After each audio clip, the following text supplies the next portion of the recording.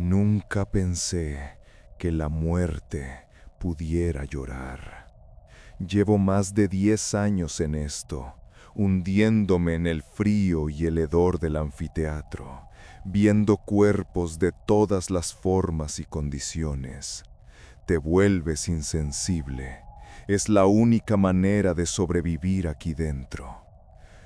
Pero hay días, hay noches en las que el velo entre la vida y lo otro se vuelve tan delgado que puedes sentirlo rasgarse. Recuerdo un cuerpo, el de un policía que se había quitado la vida en su celda. La presión, decían, el horror de lo que había hecho. Cuando lo trajeron a la plancha de metal, un escalofrío me recorrió la espalda. Era un frío que no venía de la temperatura de la sala, sino de algo más profundo, una tristeza que parecía impregnar el aire. Estaba con mis alumnos, enseñándoles el procedimiento, cuando, de repente, su esposa se coló. Corrió como si el mismísimo diablo la persiguiera, se lanzó sobre el cuerpo inerte. Yo la detuve, pero me suplicó, «Solo 5 minutos, por favor, es mi esposo». Mis ojos se clavaron en ella, vi cómo sus labios se movían, murmurándole cosas al oído del hombre muerto. Le besaba el rostro, un rostro ya sin vida, y yo solo podía pensar en la higiene, en los riesgos, pero el dolor de esa mujer era palpable, una niebla densa y desesperada. Le di esos minutos. Mis alumnos, curiosos como siempre, se agolpaban en el ventanal, intentando ver a través del cristal. Les ordené que dieran la espalda, que respetaran el dolor ajeno. Pero yo no pude, me quedé mirando. La vi llorar sobre él, le hablaba sin parar, movía su cabeza de lado a lado, como si esperara una respuesta. Le besaba la boca, el cuello, el rostro ya cerúleo y frío. Y en mi mente solo repetía una cosa: «Cuidado, señora, este trapo ya ha visto demasiados muertos». Ella no lo sabía, claro. No sabía que el mismo paño que acariciaba su piel ya había limpiado la sangre y los fluidos de 20 cadáveres más. Era una verdad cruda que la compasión me impedía pronunciar. Finalmente la hicimos salir. Me prometió que esperaría afuera. Cerré la puerta de la sala. El eco metálico resonó en el silencio del anfiteatro y sentí que la presión en el ambiente se intensificaba, casi palpable. El olor a formol y muerte se hizo más denso. Mientras acomodaba a mis alumnos alrededor de la plancha, algo me empujó a mirar de nuevo al hombre muerto. Una sombra, un presentimiento helado. Fue entonces, justo cuando iba a empezar el procedimiento, cuando el cuerpo estaba ya bajo las luces quirúrgicas y el silencio era sepulcral. Le moví la cabeza suavemente, un gesto rutinario para posicionarlo. Y de repente, de sus ojos inertes, secos, sin vida, brotaron 2 lágrimas, una por cada lado, grandes, pesadas, escurriéndose por sus mejillas. Mi corazón se detuvo, mis pulmones se quedaron sin aire. El jovencito que me asistía, nuevo en esto, se me quedó mirando, con los ojos abiertos de par en par, su rostro pálido como el de un fantasma. «No hagas escándalo», le susurré, mientras mis pulgares, casi por instinto, limpiaban esas lágrimas imposibles. Si los alumnos lo hubieran visto, la clase se habría convertido en un circo de terror. ¿Un cadáver llorando? ¿Cómo explicar eso? Después intenté darle una explicación científica, los conductos lagrimales dilatados, los fluidos acumulados, pero él me miraba y yo sabía que él había visto lo mismo que yo, lo místico, lo inexplicable. Él estuvo callado todo el día, cosa rara en él, y yo aún lo veo. Esas 2 lágrimas brillantes en el rostro de un muerto. A veces siento que hay almas que simplemente no están listas para irse. Ojalá esa hubiera sido la única vez que la frontera entre este mundo y el otro se desdibujó frente a mí. Ojalá, pero la muerte a veces juega sus propias cartas y no siempre a tu favor. Hubo otra vez, al inicio de mi carrera, cuando todavía era una novata. En aquel entonces no era común embalsamar en el mismo lugar donde se hacía la necropsia. Por eso, lo que pasó fue un shock. Estábamos 3 colegas, jóvenes, inexpertos, explorando el anfiteatro. El aire era pesado, una mezcla de desinfectante y el dulzón olor a carne que empieza a descomponerse. De repente, vimos un traje colgado cerca de la puerta, un traje de norteño, con sus brillos, sus botitas puntiagudas, su tejana. Pensamos que era de algún empleado que salía de fiesta, algo normal por la zona, cerca de un rodeo. Y como éramos unos mocosos imprudentes, sin pensar, nos lo empezamos a probar. Risas nerviosas, bromas tontas. Las botitas me quedaban enormes, el chaleco me ahogaba. Jugábamos, ignorantes de la verdad, que nos golpearía como un martillo frío, directo en el pecho. Estábamos en plena payasada, riéndonos de nosotros mismos con la ropa ajena, cuando el técnico entró. Su mirada era de hielo puro. Nos fulminó con los ojos. «¿Qué están haciendo?», preguntó, con una voz que hizo que el frío del lugar se metiera hasta los huesos. Intentamos balbucear excusas, es que había una ropa aquí, pero él nos cortó. «Es del cuerpo», sentenció, señalando la plancha donde yacía un hombre inerte. Mi estómago se encogió. El hedor de la muerte se volvió insoportable de repente. Aquel hombre, aquel cadáver que esperábamos trabajar, era el dueño del traje. La vergüenza nos invadió, un sonrojo que quemaba bajo la piel helada. El técnico nos dijo que teníamos que vestirlo. ¿Nosotros vestirlo? No teníamos ni idea de cómo. Aquel día aprendí 2 cosas, que en ese lugar también se embalsamaba y que la ropa de un muerto no es para jugar.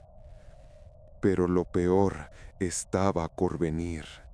El verdadero desafío comenzó cuando intentamos ponerle las botas. Las botas eran de esas que parecen de piel de cocodrilo, puntiagudas, ajustadas, como de charro, imposibles de poner en un pie sin vida.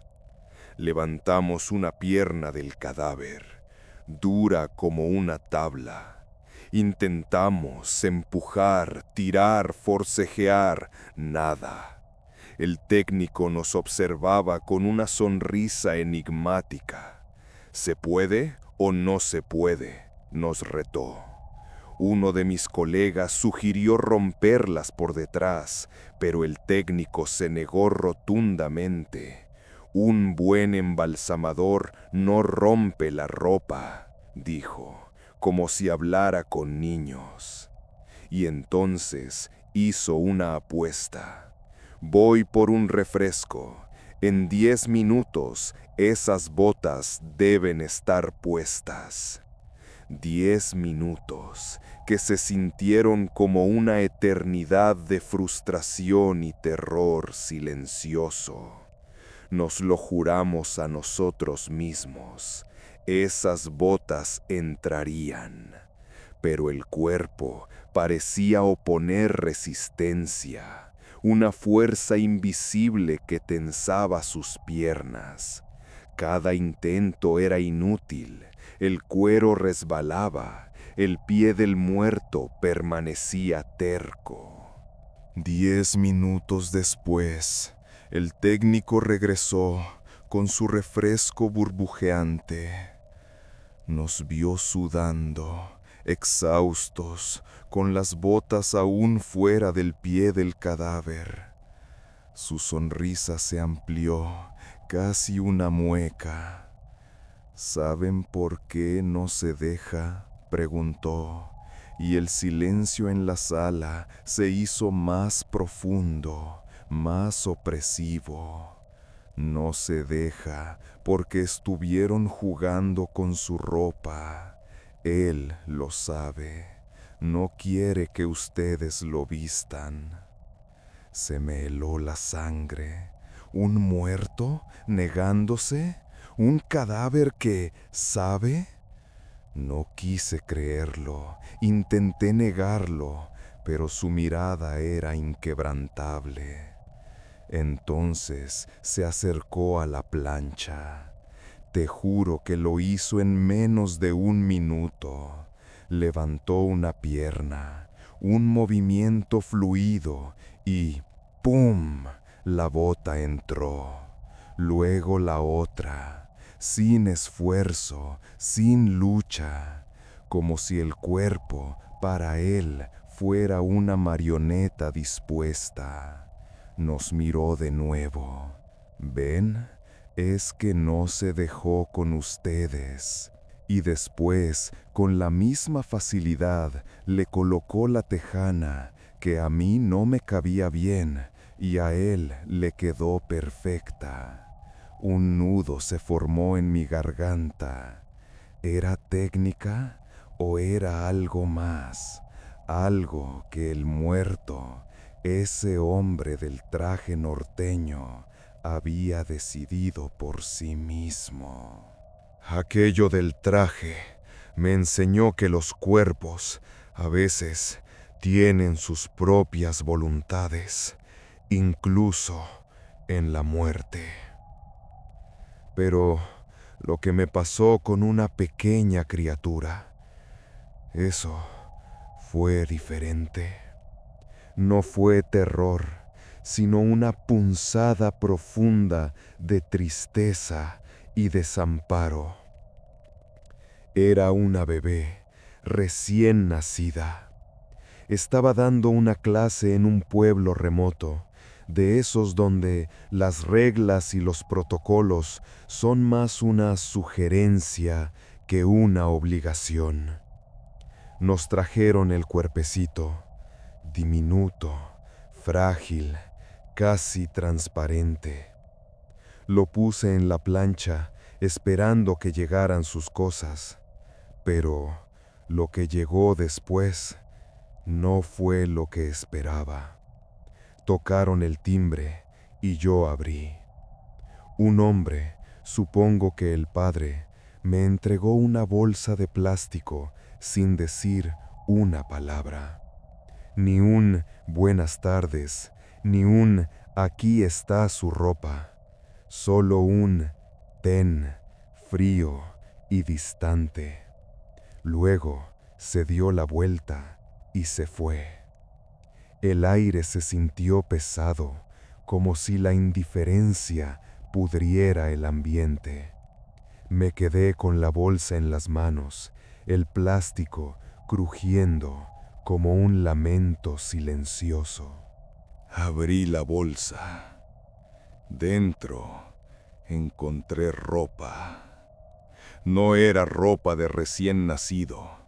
Era de un bebé de 5 o 6 meses, enorme para el pequeño cuerpo que yacía en la plancha.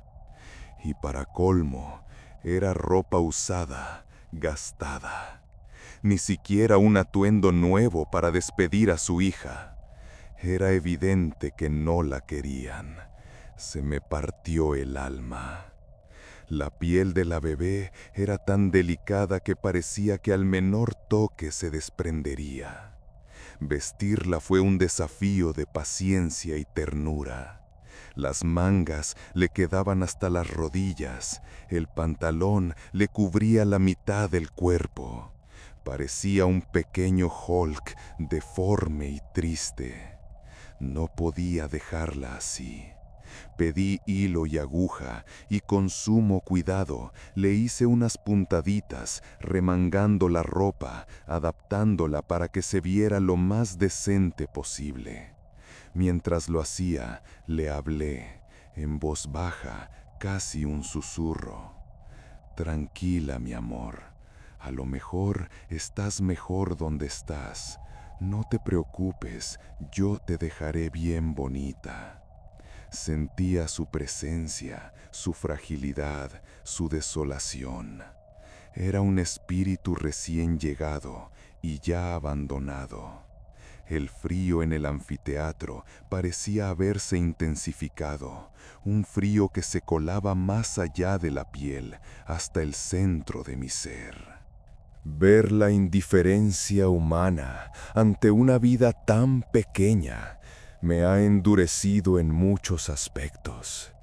He perdido parte de mi sensibilidad por la muerte, pero he ganado una extraña empatía por el desamparo. Y aunque lo paranormal no sea mi credo, lo he visto demasiadas veces como para negarlo, como aquella vez con el anillo. Un cuerpo llegó, un hombre joven. El rigor mortis apenas empezaba a sentarse. Sus manos estaban ligeramente curvadas, pero no completamente rígidas. Llevaba un anillo de matrimonio. Mi trabajo implica retirar objetos personales, documentarlos. Era un procedimiento sencillo, rutinario. Pensé que el anillo saldría sin problemas, pero el dedo parecía no querer soltarlo. Intenté con jabón líquido, una técnica que suele funcionar. El anillo se movía, resbalaba, pero se atascaba, no salía. Mi colega sugirió que quizás el dedo se había inflamado, pero eso es biológicamente imposible en un cuerpo sin vida, no en tan poco tiempo. El aire se tensó a nuestro alrededor. Una sensación de resistencia, de terquedad, emanaba del cuerpo. Forcejeamos con el anillo, no con fuerza bruta, sino con la persistencia de quien sabe que hay una técnica para todo. Pero esta vez ninguna técnica funcionaba. Era como si el anillo estuviera soldado a su dedo. Y entonces me asaltó un pensamiento. ¿Y si él no quería que se lo quitaran? ¿Y si ese anillo era lo único que lo anclaba a lo que había sido, a su promesa, a su amor? Lo miré a los ojos cerrados, una extraña firmeza en su rostro. Normalmente podemos abrir los dedos de un cadáver, incluso con rigor mortis avanzado para tomar huellas. Es difícil, sí, pero posible. Pero este anillo se resistía. No pude darle una explicación científica a mis colegas, ni a mí misma. Podría ser que el anillo había sido puesto cuando era más joven y su dedo había cambiado de morfología con el tiempo. Sí, esa era la explicación lógica. Pero mi instinto, Mi experiencia me decía otra cosa. Había algo más, algo que no quería desprenderse, algo que aún guardaba la última chispa de una voluntad inquebrantable. Cada una de estas experiencias te va cambiando, te va arrancando capas de lo que creías saber sobre la vida y la muerte. Te muestra un lado oscuro que la mayoría prefiere ignorar.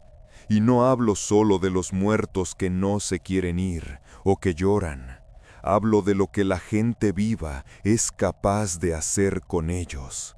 No soy una persona mística, no practico ninguna religión en particular, pero aquí, en la penumbra de los anfiteatros, he escuchado historias, susurros, peticiones que te revuelven el estómago. Sé de gente, de practicantes de santería, de palería, que se acercan buscando algo más que un simple adiós. No quieren consuelo, quieren fetos, órganos, huesos para sus rituales. Es una realidad macabra, un mercado negro que se nutre de la desesperación y la superstición. Nosotros, por ética, jamás participaríamos en algo así, pero la demanda existe. Y el simple hecho de saberlo, de que esas ofertas lleguen hasta aquí, te hace cuestionar la decencia humana. El frío del anfiteatro no es nada con el frío que te deja esa clase de conocimiento. Después de 10 años en este oficio, casi toda mi sensibilidad por el ser humano se ha ido. Es el precio de ver la muerte de esta manera, desnuda y cruda. Mi empatía, lo poco que queda, se dirige a los animales, a los niños desamparados, a todo lo que no puede defenderse. La muerte ya no me molesta, ya no me pica, es solo trabajo. Pero hay un eco de esas lágrimas imposibles, de esas botas que no entraban, de ese anillo que se negaba a soltarse, de esos ojos que vi fijamente en la oscuridad, esperando. ¿Qué hacemos cuando la ciencia no tiene respuestas, cuando la razón se quiebra? ¿Qué pasa cuando la línea entre la vida y la muerte se desdibuja y algo de lo que fue se aferra desesperadamente a este lado? A veces duermo con la luz encendida. A veces siento una mirada en la nuca, un frío repentino que no proviene del aire acondicionado. ¿Estás seguro de que cuando llegue tu momento te irás del todo? ¿Estás realmente seguro de que no dejarás algo atrás, algo que no está listo para soltarte a ti o a este mundo? Algo que podría seguir llorando o negándose mucho después de que tu corazón deje de latir. Dale al like y suscríbete si te ha gustado este contenido. ¿Quieres escuchar más historias como esta? Te cuento cómo fue en el próximo video.